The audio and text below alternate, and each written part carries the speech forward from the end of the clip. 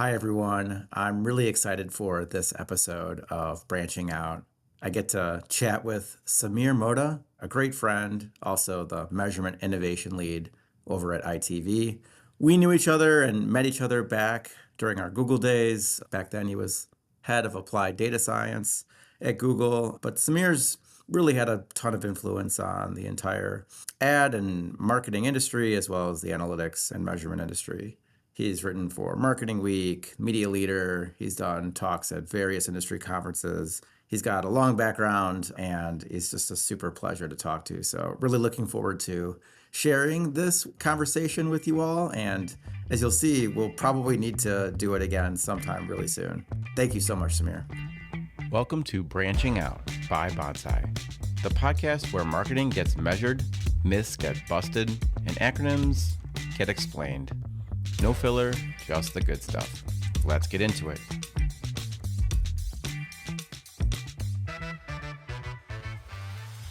So there's a bit that what it's like when you're interviewing or hiring. You usually end up having to do a bit about you. Yeah. I always end up doing the same story now, which has evolved over time. But broadly, I suppose I started out working on the kind of strategy side of things. Some people call that account planning. Typically, it's the bit where you like thinking about where the business problem meets the consumer behavior. The business may want to sell a whole truckload of widgets, but what's the widget market like and how is that brand perceived and all those sorts of things. And I've always found that fascinating. And so I did that in lots of different kinds of creative agencies, digital direct marketing agencies. I think the only one I haven't done formally was PR. That was just a secondment. But other than that, but always doing the same role, just curious about the business challenge and then what do we know about the people. And I suppose over that time, I suspect like you encounter two classes of misuse or failure of data and analysis. And the first is the one where the data people rock up with some kind of analysis and it is indescribably boring. Yeah, it's true but useless. My favorite one that you get these sorts of data scientists who are just learning the trade, if you like, and they're okay, I can now geocode tweets or something. Or we can't call them tweets now, can we? And then they'll plot them all on a map. You go, look, I've discovered this thing. And you go, yeah, that's Paris. We knew about Paris. Well done for learning the tech, but no, we didn't need you to tell us about Paris. And you get these sorts of things where because they're too far removed from the domain of the advertiser, say, or whatever, they don't have that filter of, there are the basic things that we know. Now, what's the weird stuff? What's the sort of unusual stuff that might cause us to do strategy differently? But then so that's true but dull. And then you get the really nasty one, I think, which is the false but interesting. And this is and look, we've all done it. I'm not proud. I too have picked one number and gone, yeah, okay, so we should totally change the strategy of what we're doing. All because of this one number. At which point someone else comes along and goes, hang on a minute, isn't that number the same for all the brands in the category? Yeah. So why would we do anything differently? That's just normal, isn't it? And those are bad as well. Usually they get rumbled at some point, but sometimes it can be years later, and that's dangerous. And so I ended up moving more towards data teams and data science teams just because I wanted to get stuff that would have been interesting and useful for me with my strategy hat on, but that was also true and rigorous. So useful truths for marketers. If I had a slogan or t-shirts, that would be on the t-shirts. They'd be very boring t-shirts, but that's where I'm headed. I think they'd be wonderful t-shirts. I love those 2 points. It's funny you mentioned those numbers you can share that are true but also telling a lie. I think a lot of people who don't have the data background, what they might not know is business or marketing. It's a system. It's an ecosystem. It's alive, and these things are generally speaking dynamic. And so there's usually two things you have to look at, and they're not like complicated a lot of times. It's like ROI and volume, or it's population and whatever. And these are pretty intuitive. It's not super complicated, but you can almost always tell if someone's telling a lie with a truth if they share one number. One number, when truth is basically defined by an interplay, and you pick a number, you're hiding another number, right? And so No, that's very true. And then I love that part about the sharing the dull information. I'm sure you do too. I try to pick nicer words for like when I'm giving feedback on, hey, you're sharing a bunch of trivia. It's exactly how I feel. The reaction is just, and Yeah. I think, but I try to be nice, but I do try to share my passion for why not to do that though. Cause I feel like that's the other thing. I've not had all the same experiences you've had, although we've shared a few in our careers. But when you're talking to people who really know the business or run the business, but maybe didn't come from the quantitative side, I feel like that's like the one thing that undermines a new analyst or very smart like data resource is if they lead with sharing something trivial. The people who don't know that they're really smart are immediately skeptical. You talk Yeah. about Paris. It's because they understand. They're like, wait a second, does this person not understand this element? And then they're like, what else don't they understand? And then the whole thing is you're fighting up this hill of credibility. And so I love it. I love emphasizing you got to share the truth. It's got to be useful. Feel free not to say anything until you've thought about those things. And it weirdly it relates, I think, to the sort of the problem of how you structure data teams in relation to a business. And I really want to write something on this. It might end up being a skit, but years ago there was a chap called Jeremy Bullmore who was quite famous in the advertising world, and he did this sort of skit about. I think it was. I can't remember if it was titled. I think it was called "How to Treat Your Agency." But the way he did it was he flipped everything, so it was how not to treat your agency, and there was all the brief them at the last minute, all these sorts of things. And I think one for data people would be quite good. Leave things till the last minute because they really don't like having too much time. Don't give them any context because they'd rather just work in a vacuum. And it's fine to say, "Can I have a run for this?" rather than explain what you're trying to achieve. And there are those sorts of things, and it often happens where you've got the data resource centralized and then matrixed across.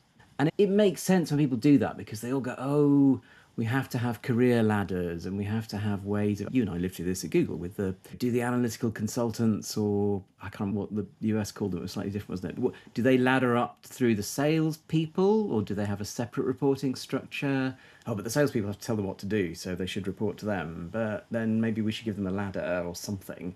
And people tend to go towards the sort of laddered approach because then it's easier in some ways to retain people like that. But I think it's a mistake because you never, the people that you're working with never feel like you're with them. They just feel like you're a bystander almost. My team at ITV is what you might describe, I've nicked this from Adam Heimlich, I think, is a forward deployed data science team.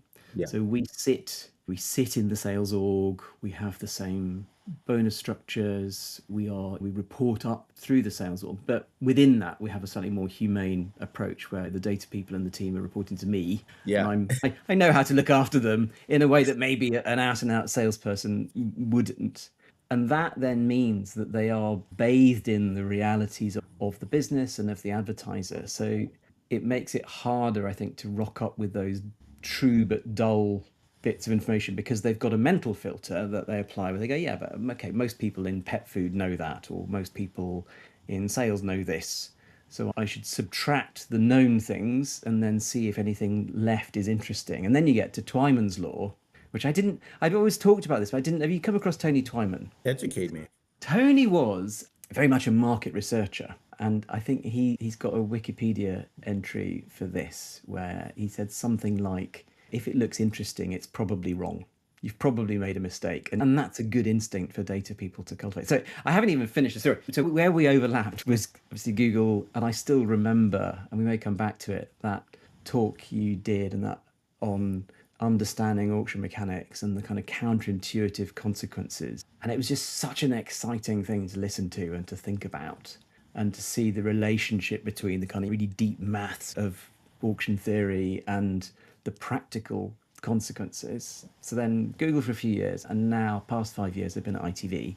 And in a way, they all follow logically, and that my job here is to help TV show up with measurement of business impact in the near term. It's one of the things that the platform products are brilliant at doing, is that we've all met the people. They're built by these very earnest engineers who mostly wouldn't know an advertiser if it came and bit them, but they're good at building these products, and they are Often fairly hostile to an ads, to be yeah, honest. healthy tension, I think we call it. Yes, Yeah. and yet in the marketing world, there's all this sort of stuff about, oh, you're marking your own homework and, oh, you must be doing something malicious or what have you. And just think, no, that's just not how these companies. Yes, Meta has a track record of not being able to add up correctly, which has caused problems on occasion. And I'm not even. It led to some awkward press conferences. Yeah. And hey, Yeah. hold on, check. These numbers are a let's change. We'll send a note. Cheers. Yes, we'll send a note. We'll do a blog post. We don't need to talk to people. We'll just do a Yeah. blog post. Yeah. Cover that in the blog. So there's those sorts of things, but even those I think mostly aren't. There's no intention. And I'm not going to go near the wider debate about the role of Meta in society. I don't feel like I'm qualified to talk No, about that. and But I would say, and this will come across extremely arrogant and wrong, but I will say it anyway. When I'm, especially for people who haven't, like you've intersected at all these different areas on the business, media side, ad tech. When I tell people I both met and know some of the most wonderful people I've ever met through some of the great work at, say, like Google, but I can't tell you how fantastically uneducated and not smart people are yeah, at these places. They don't know. They wouldn't even know. They trust me, they're not nefarious. They don't know how to be nefarious. They don't know yeah, much of anything. And it sounds super insulting to say that, but there's just so much more of this is all so much bigger and more complicated than being a great yeah, technologist is great. Being a great engineer is great. Building great tech, all these are wonderful tools. It does not make you in any way a pricing, a marketing, and advertising, a business strategist. It doesn't make it no, that at all. And yeah, certainly it's possible. And you mentioned the meta case, and they're funny to laugh about these things. These are always mistakes yeah, that are just so incredibly bad that they're funny and can only be interpreted as, oh my gosh, they must be trying to pull one over. And the reality is almost always worse, where it's no, honestly, it's just not that as buttoned up as you think it is. And that's just the truth. I know Nakbar, who does still does a European data science role, and I think he was behind the early version of Meridian before it got taken on by even more serious technologists. And Dirk is utterly guileless. He would rather just wipe his entire laptop than do anything nefarious. Now, that is not to say that in the hands of salespeople, that Meridian isn't a powerful way of influencing market mix models. And we should talk about this, I think, because it is the way that has become this kind of battleground is fascinating. And the I sort of didn't yeah, expect, obviously, you know that, I mean, I do marketing measurement now, but I like every morning is a new package for me. I didn't realize so many people thought the enemy was each other's measurement approaches until apparently becoming in the industry now. And it is amazing to watch the tribal warfare. And sometimes I try to raise my hand from time to time and say, hey, I just want to be very clear. This is all fascinating and all for us, but you realize no one knows or cares about anything that you're talking about. In terms of we're hovering on the fringes of the theory. We're not like, can we just be reminded that people might like watching this as theater, but they're not helped by you guys arguing these details. They're helped no, by doing things that move the needle. And can we maybe just agree that as long as we're all trying to move the needle, we're probably doing good work? But if we're not trying to move the needle, and this isn't me to like accuse individual companies or people, but I feel like that's the bigger issue is when you start getting into these other, I would call them pedantic arguments, but other people would call them take them very seriously. And I think yeah, there's others I've seen, by the way. yeah, Who knew? I guess I know now based on how people have used attribution, why people don't like attribution. But I find it fascinating the vitriol that comes out against people who who can like look at, have data on something and get an insight out of it. I don't know. I don't know where you want to begin on this. I was way back before you talked about when we worked mm, together at Google. I wanted to throw in one other thing, which was you mentioned that you didn't know what they called us in the States. They called us analytical leads. And you might, I think our mutual friend, Greg King, you yes, might remember yeah. Greg. So Greg and I used to love to joke. They call us analytical leads because analytical is not an English word.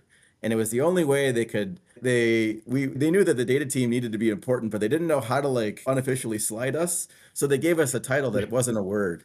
Yes, so dear. I'm trying to think. There's bits I probably can't talk about. We have that same sense of I signed something and it sounded quite scary at the time. It's probably stuff I can talk about, and the stuff that maybe I'll just skip over for now. Yeah, they've done a good job here. They've done a good job here for the most part. You don't have Yeah, to worry too much about this, that, or whatever on former agreements based yeah. on, I think California said they're not going to enforce any of that stuff, but it doesn't matter. I've got Going to. nothing bad to say. It's No, just, as you say, and I think this is where it goes, is exactly to your point. Let's think about the poor marketers in all of this. Yeah. They don't want to listen to and adjudicate endless debates amongst different measurement people about different measurement techniques. They don't have that much time. They're trying to help the business grow or at least not die. And they want to know what they could be doing better. Those are all reasonable things to ask and to want. And it's what I love about what you're doing is that you're very much anchored in that kind of practice. It's back to this practical thing of, have you discovered something that rigorously means I should be doing something differently? Now, it might not be the nth degree of rigor, but it's enough.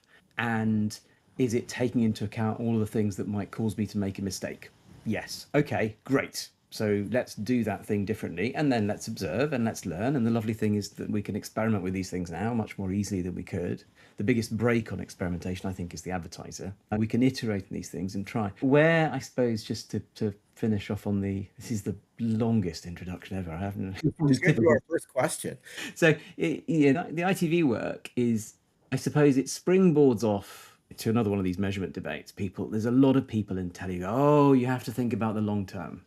And you have to think about the benefits that keep accruing to your business over months and maybe even years. And you just need to go and tell finance that. Yeah, I tried that, and they cut my budget. Didn't work out so well. Did And they so get to use yeah. did they get to use the future money in the W-2? Yeah, yes, that's right. Where is it? Is it in my Future bank money in account? your paycheck, yeah. Yeah. And even things like we've talked, oh, you can use discounted cash flow models, and that's okay because finance people understand that. Yes, but for things like recurring revenue, not for something that you're essentially proposing as an article of faith. Yeah. When, yeah. Yeah. The credibility with finance, the issue with marketing, it's we do this, I'll just editorialize and make your introduction even longer here for a second. I perceive a lot of what the knowledge is being shared about how marketers can be more literate with finance is it's like you can sum it up as to say, hey, marketers, there's such a thing as finance. Read these finance books, learn these finance terms, then finance people will like you. And as long as they like you, they'll do what you ask. And I'm sure the finance people appreciate that you've learned about their culture, their customs. It's beautiful, I would say, cultural exchange, but I'm not sure they're going to feel any more confident about what they're trying to get through to you is that there's only one thing that like you exist for one purpose, that is to have this business be bigger than it used to be. And all of the method that, and by the way, once you do break through the barrier with a finance person, they will eventually admit that they don't have the first clue about how to help grow that business.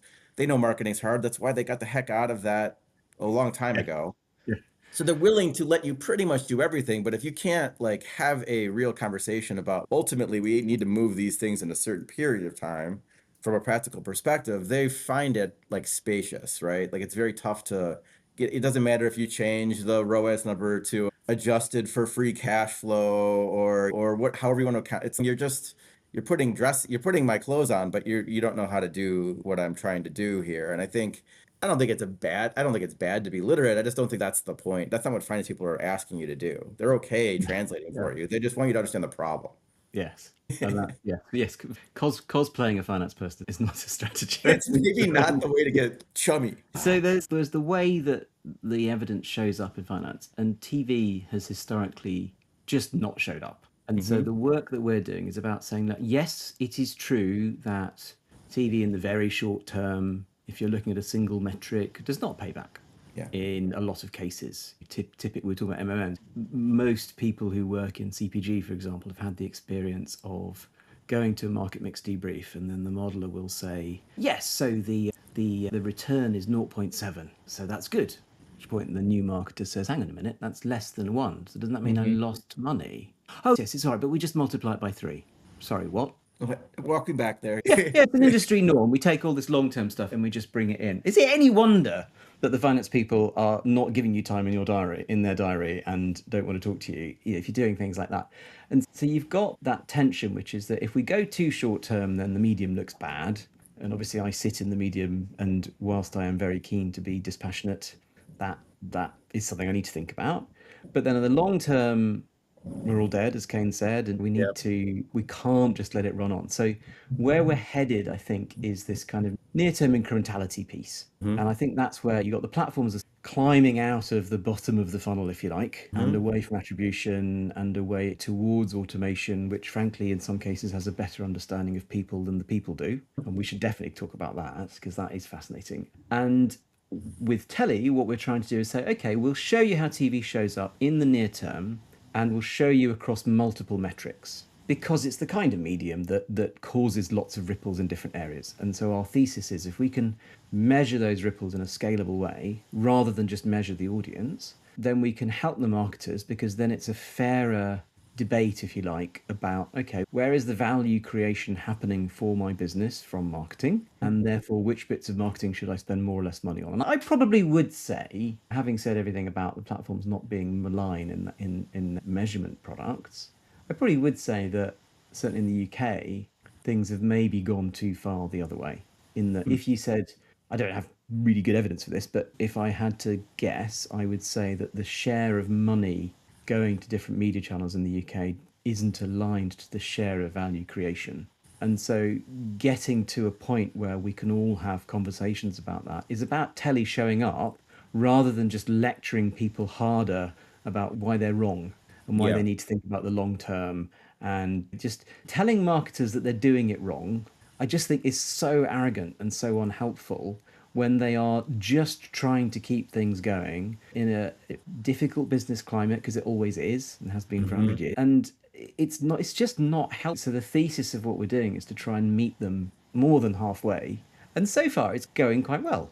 And we've managed to get all the UK broadcasters to talk to each other Yeah. and agree that this is what we need to do. Because in the past, the deal was very different. The deal was that we would pay as the broadcasters for the audience measurement, and then you as the advertiser would that would be your problem to figure out the relationship between the reach of an audience and the business impact. And if you want to pay a market mix modeling person to do that, great, but not our problem. We sold you a bag of eyeballs. That sounds slightly gruesome, doesn't it? And whether those eyeballs do anything for your business is entirely your problem. And I just don't think that's okay anymore. And luckily, my boss and my boss's boss and a lot of people in the UK industry also think that now. We've Mhm. got quite a good mandate for change, which is exciting. Effective, like if you get it right, if you're not Samir, who I would very much trust, but really anybody in this position, right? If you're a measurement or data resource and you are like in the field, you're either at the agency world or in the advertising channel space. If you're doing it right, it means that if they listen,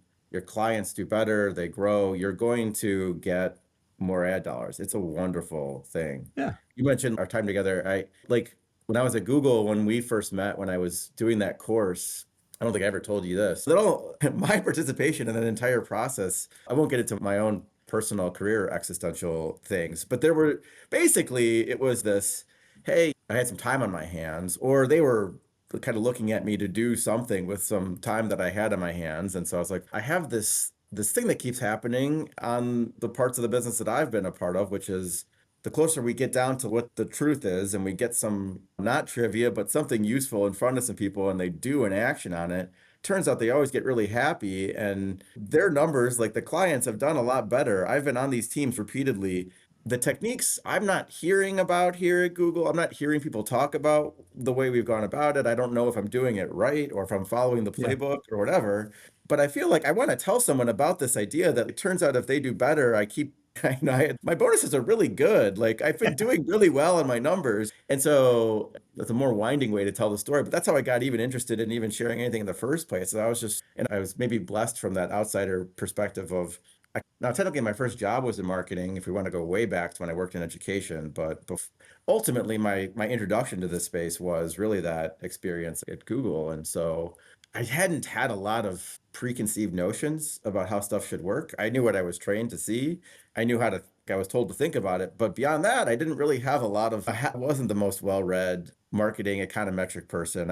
I know I hadn't built up that repository of insight and weirdly, and I would almost encourage everyone, this is not on topic, but I would say if you feel like a imposter or an outsider in any role, just realize that it gives you a bit of a superpower of you're just Yeah. able to ask questions that everyone else feels would be too stupid to ask. But I had that on my side for so long. And I would say the education element, I didn't know that about you, but that Yeah. I still remember you guiding us through that material. And there was one thing you said, and I probably say this to people most months, if not most weeks at ITV, which is you've got to remember that the sort of the spectrum of price is completely flipped. You said something like the first click you buy will be the cheapest you'll ever buy. And at the time, my head just did somersaults. I wait, what? Hang on, how? Why would that? Oh, okay. And then the next one and the next one. Eventually, you hit diminishing returns, which Yeah. is the complete reverse of the way that a reach-based medium thinks about this. If you go on to our buying platform for ITVX, thing called Planet V, and if you tick all the boxes, I want left-handed golfers who eat fish on a Friday and like soft cheese, whatever. I don't know. There's a million and Yeah. one things you could pick. You get it all the way down to one person that you're targeting. That will be an incredibly expensive impression because, from our point of view, because we've sold everyone and then gone narrow by exception, and because audiences in many ways are not. This is an awful thing you have to tell audience measurement people. Yeah, you think that that everyone's using your currency because it's true. No, they're not. They're Yeah. in the broadcaster case. We're using it for price discrimination. You want to be in the football? Great. You've got to be targeting 16-24. Yeah. But other people watch the football. Yeah, we know, but whatever. That's what you got to do because that attracts a higher price. So it's Yep. a way of kind of managing demand. And for us, targeting therefore is the more targeted you go, the more expensive you get. I keep saying in an auction world or in a kind of incrementality world, you've got to flip your mental model because you start when the machinery starts to work. The first people you get are the easiest people, and then it gets harder. And that is Remember too on the auction, any system where prediction is going on, which is like a digital yeah, click-based system, right? There, it's not to say that first impression didn't cost a lot. It's that remember they can pay you in intent. And that's what you can't. You're intervening on TV. You can't. The 18 to 24-year-old person can't pay you in their interests. But that's absolutely what you can do. That's exactly how it works, right? On yeah, the digital auctions, right? They're paying you with oh yeah, that is nice. I'll click on that. Okay. I earned my first, as you mentioned, my first click, which is often, yes, the cheapest you'll ever buy. Fascinating. Yeah. I love it. It's great for me to hear too, because I think I'm sure all of us who've seen different parts of the ecosystem wonder, how does this part of marketing think about this? Or, oh, here's this insider on price or value or demand. They're getting this, but they're not getting that. Like, why don't they get that? And I think you bring up a great point of these things are different. There's very different dynamics. yeah. You could bring the same information to an audience, and depending on how they're trained to think about it or they have to think about it, it might mean very different things. So it's never wrong to take a step back and say, okay, let me unpack. Why is this a recommendation? Another thing you said earlier, I just want to get to this before I forget because I keep Mm, putting a pin in it. I love your point about not lecturing to marketers or like this idea that if we're really going to move the needle, it's probably not the approach. Honestly, so at Bonsai, I like to say we're in bed with business, not with advertising. And so the bad part about that, right, is that, well, to be, if doing this is as hard as we all say it is, and marketing is extremely hard, that by definition, most things can't work. yeah. Yes. It If it can't was be easy, true that we would be doing everything it. you're Yeah. trying is doing Yeah. great, and this is also the hardest thing anyone can do. And so when you put the data in that way, what could it look like? It can look very much, there's a company out there that just tells me everything I do is wrong. And that not popular. And I think about that all the time of that's not what we're trying to do at Bonsai. That's also not what I think anyone with truth at the core of what they're doing in data is trying to do. But oftentimes telling the truth Yeah. means making this story feel like we're telling this like combative story. And I think we still struggle with how to do this well, but I think the intent of showing more truth is to not talk about all the 80% of the things that are failing because no, dude, you're fine. No one cares. 80% of stuff will be not work how Yeah. you want, but it needs to be a bigger deal when something works. It needs to be a bigger deal when something works. It needs to be a bigger deal when your case, when your ITV's advertisers are seeing business growth. It needs to not just be like, oh, okay, that's great. 10 people said that everything worked last month, so put another one in the list. Add a little 5% to the budget, right? No, you're going to lose the thread here. Now that means like how do you make these real wins more differentiated? That means you have to have a more honest perspective on what's really going on. And so I always say, I judge anyone, in the space, not on the degree and statistics that they have or in the method they use for prediction, but the intent behind it. Are you Yeah. trying to tell them the truth, or are you trying to tell them a story? And if you're trying to tell them a story that starts with, I want to tell you something good, it's tough for me to get on board with that. Not because I don't love good stories, but because I know you're going to hide something they need to hear. Yeah. No, I think that's very, and that was an interesting element. I have to say that the sales team at ITV, you would think, fairly traditional TV sales team, would not be supportive.